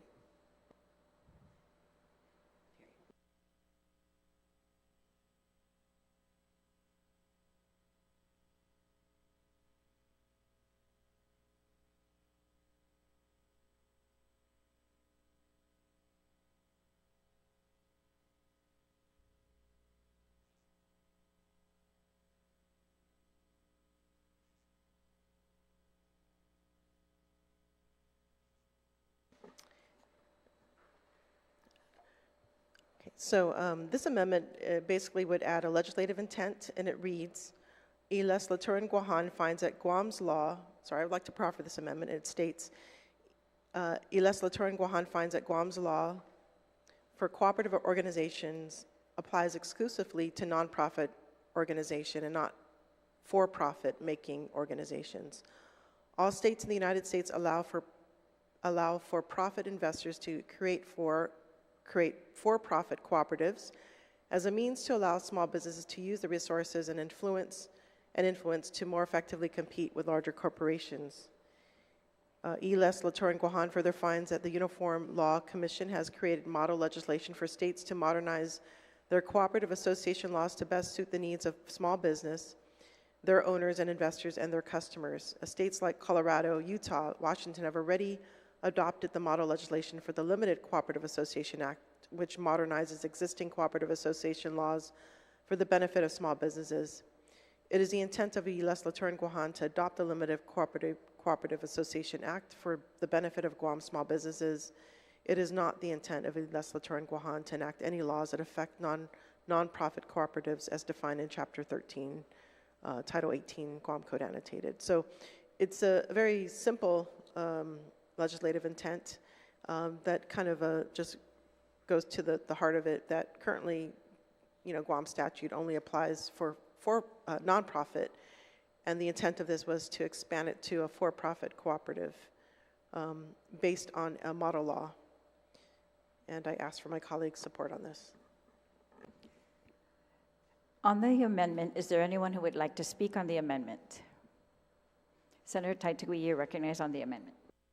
Thank you, Madam Speaker, and I stand in support of the amendment. I think it's very important, as you know, Madam Speaker, as a lawyer by profession, that anytime the courts are confused or trying to understand the intention of a law that's questionable, or it's written in a way that can be interpreted different interpretations, that they always go back to the legislative intent and to review that, to justify or decide on which route to take or how to interpret the law. So I thank the author of incorporating this legislative intent to this measure. Thank you, Madam Speaker. Senator, on the amendment, is there anyone else who'd like to be recognized on the amendment? If not, then the sponsor may close on the amendment. Before closing, I would like to add co-sponsors, if they so choose or agree to. I'm sorry, we'll close on this amendment first before you make another one to add co-sponsors. Waive on closing. All right, closing is waived. On the amendment, is there any objection? Seeing no objection, that amendment passes. Senator Perez. I'd like to add co-sponsors to the bill. So, Speaker Talahi, Senator Barnett, Senator Taitagui, and if there's anyone else that would like to, okay, so just Speaker Talahi and Senator Barnett at this point. On that amendment, is there any objection? Seeing no objection, that motion carries. Senator Perez. So again, I would like to thank my colleagues for the discussion and support of this bill. And I believe the substitute bill addresses the concerns. One of the main concerns were coming from me, actually, were emanating from me. When I looked at this model code, I really had to make sure that any kind of loophole, I wanted to make sure that any loophole was closed. I wanted to make sure patron members retained control, and the governance was tight. So that I wanted to make sure of. So in putting forward this bill. So the other things was, making sure that, the public benefit was put in there, because I know as somebody who's familiar with cooperatives, that is the intent of a lot of cooperatives. There's usually altruistic individuals coming together for a common reason, and, they have these ideals of, environmental reasons, health reasons, there's so many reasons. It's, more of a community effort, and I do want, that's what cooperatives really mean to me. It means about really ensuring the community is empowered, protected, and can sustain itself financially, and that's what a cooperative stands for me. And so ensuring that all those languages is in there to make sure that those that want to take up this business model, can continue to do that, but also be protected. Because as you know, the details have to be really looked at. And like one of my colleagues said, it's important to have your lawyers look over this. And really what the cooperative is another business model, right? It's a business model that supports community empowerment. And it also can solve some of our issues of today, whether it's affordable housing, environmental issues, affordability issues. So we have a huge problem with that with cost of living here in Guam.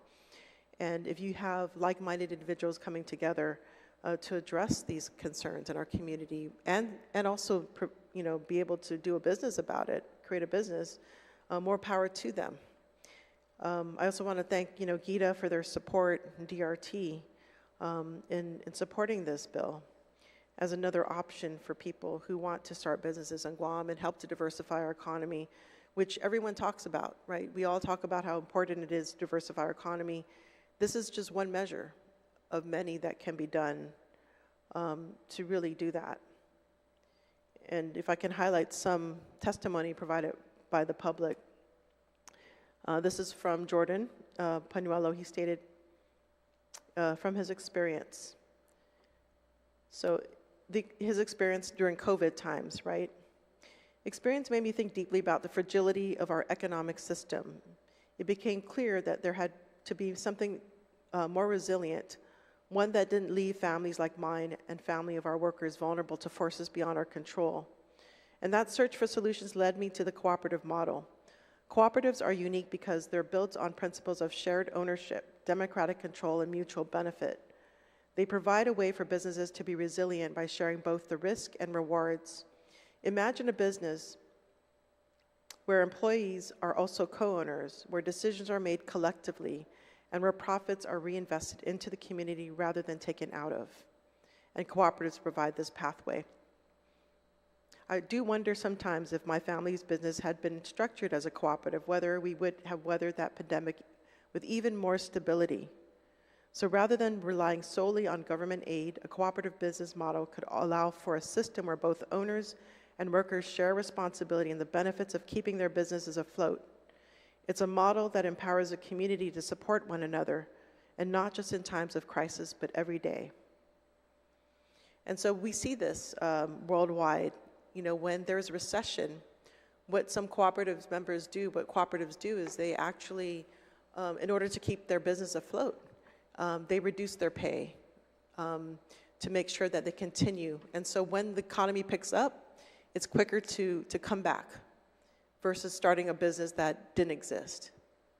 And so this is what the power of a cooperative can do. It can help recovery in times of recession.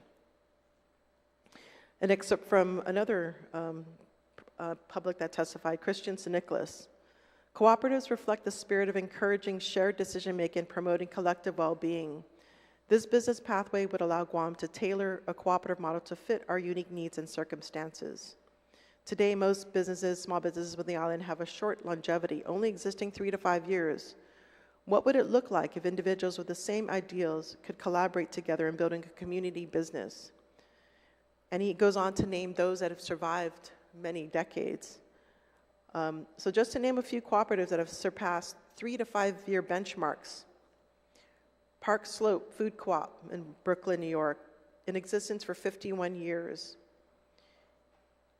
PCC Community Markets in Seattle, Washington, 71 years.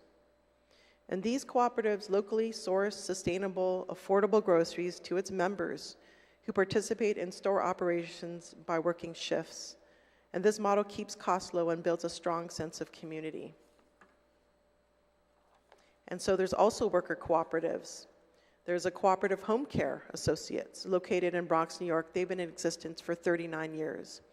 And so we see that cooperatives do work, and they do help protect and provide resilience to a community, such as ours, potentially ours, right? And that's the hope, the intent of this, is to provide options for our people, to provide livelihoods for themselves, and also solve the issues of today. In summary, Bill 365-37 aims to add an alternative business model that is based on equitable distribution and democratic control by its members to become financially sustainable, which has the potential to develop a sustainable economy in Guam with improved livelihoods of our people. And with that, Madam Speaker, I ask for the support of my colleagues to support this measure and support the empowerment of our community and recovery, our economic recovery that still remains to be seen. And I ask to place this in the third reading file. On that motion to place Bill 365-37 COR into the third reading file, is there any objection? There's an objection. All in favor, please raise your hand.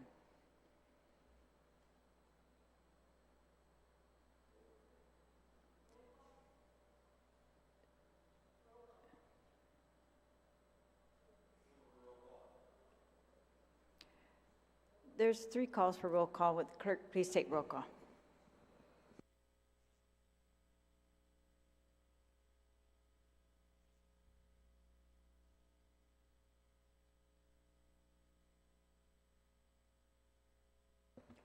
Senator Barnett. Senator Barnett, aye. Senator Blas. Senator Blas, aye. Senator Brown. Senator Brown, aye. Senator Dueñas. Senator Dueñas, nay. Senator Fisher.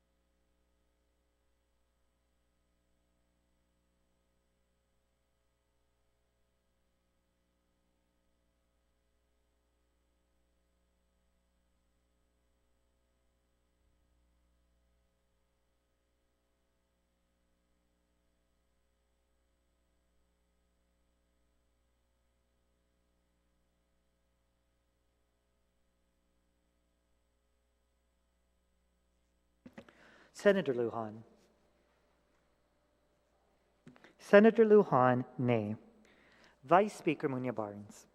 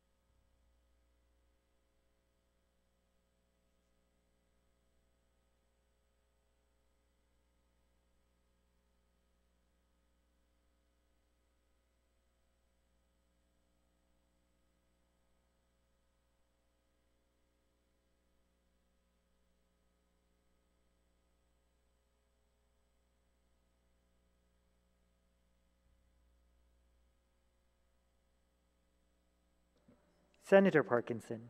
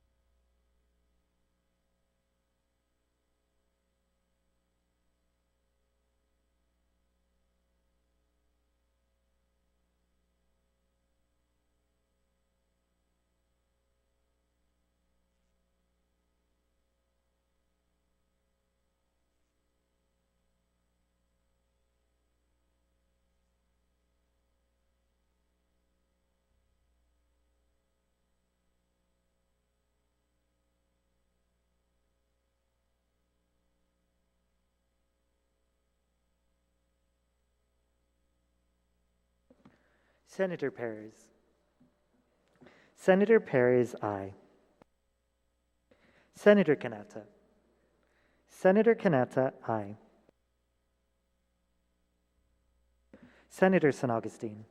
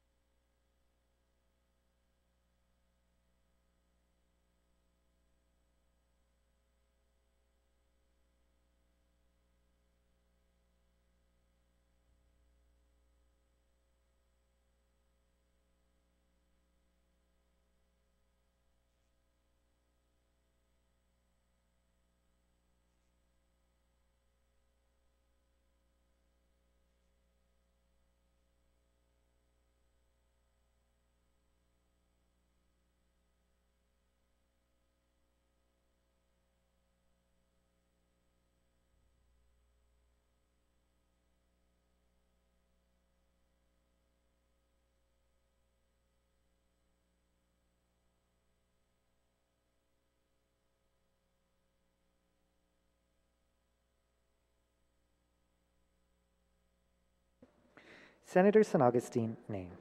Senator San Nicolas.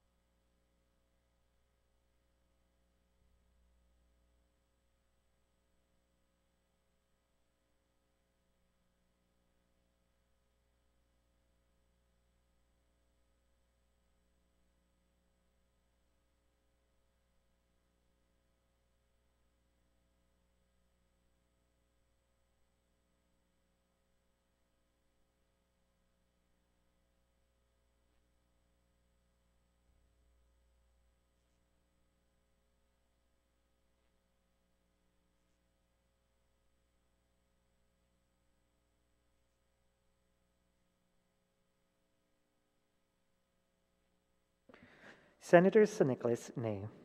Senator Shelton.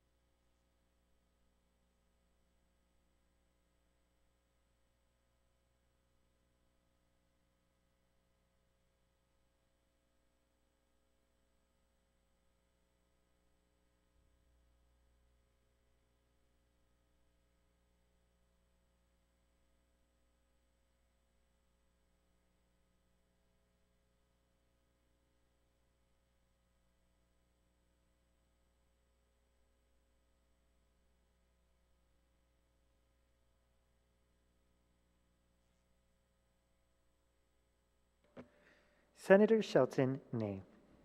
Senator Titagui. Senator Titagui, aye. Speaker Terlahi. Speaker Terlahi, aye.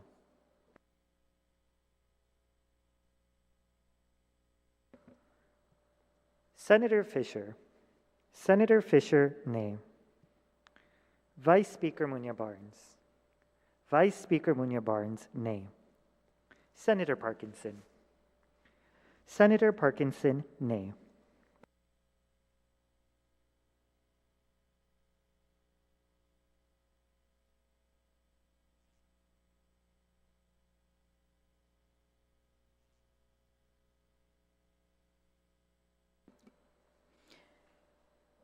Bill number 365-37 COR received 7 ayes and 8 nays and is failed by the body.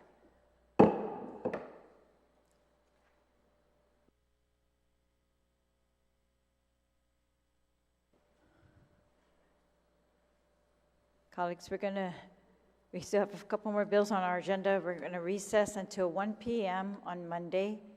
1 p.m. is after that tourism forum. So 1 p.m. on Monday. If you can please be prompt, we can finish and then vote on the same day. So we will be recessed at 1 p.m. on Monday. Si Diyos masi.